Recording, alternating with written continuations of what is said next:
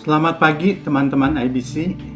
Mari kita sambut pagi yang indah ini dengan salah satu ayat dari kebenaran firman Tuhan yang terambil di dalam Mazmur 119 ayat 71 yang berbunyi,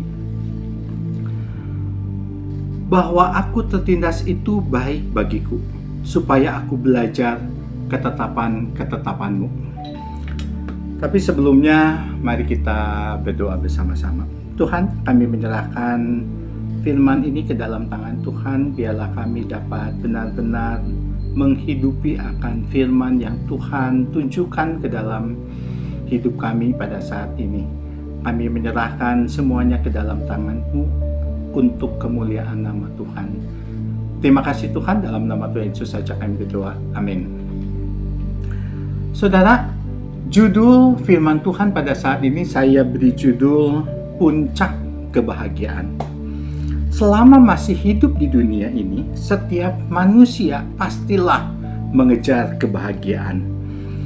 Amatlah jarang atau bahkan dikatakan tidak ada sama sekali orang yang mencari kesusahan atau mencari kesengsaraan, kecuali orang itu memang menderita kelainan jiwa. Manusia senang mengejar kebahagiaan.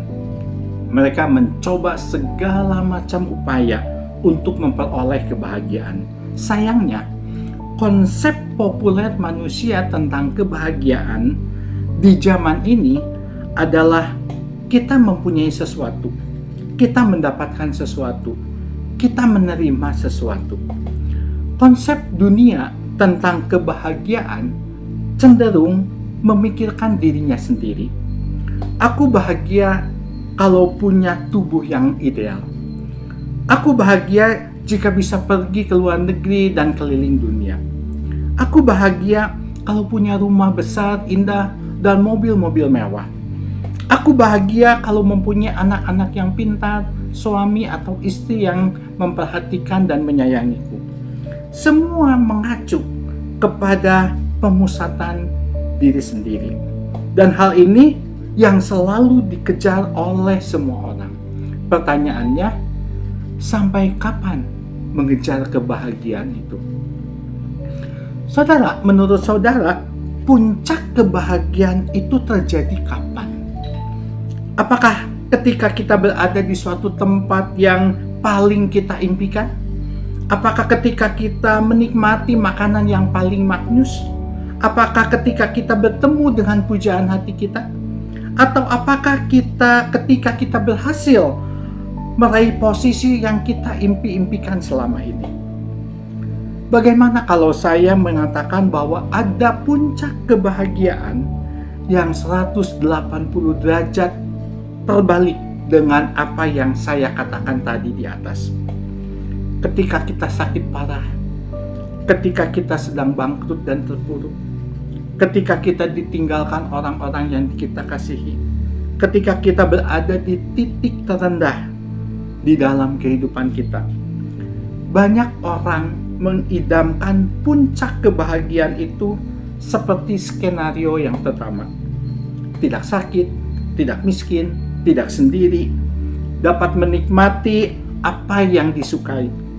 Intinya, apapun yang diinginkan, hatinya itu tercapai.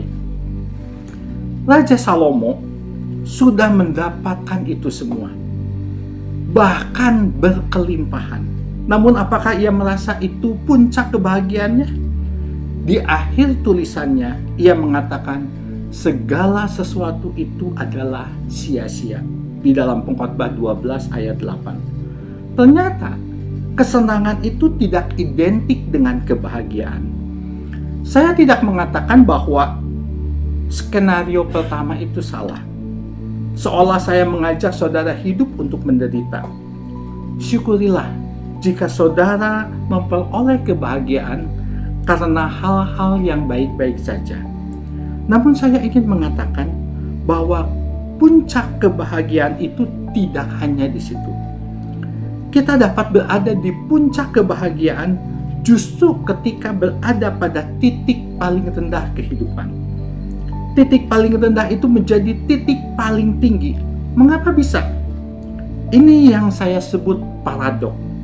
Ketika kita ada di titik paling rendah itu, justru kita menemukan nilai paling tinggi dari kehidupan. Di titik paling rendah, kita mengalami transformasi hidup. Kita menjadi manusia baru.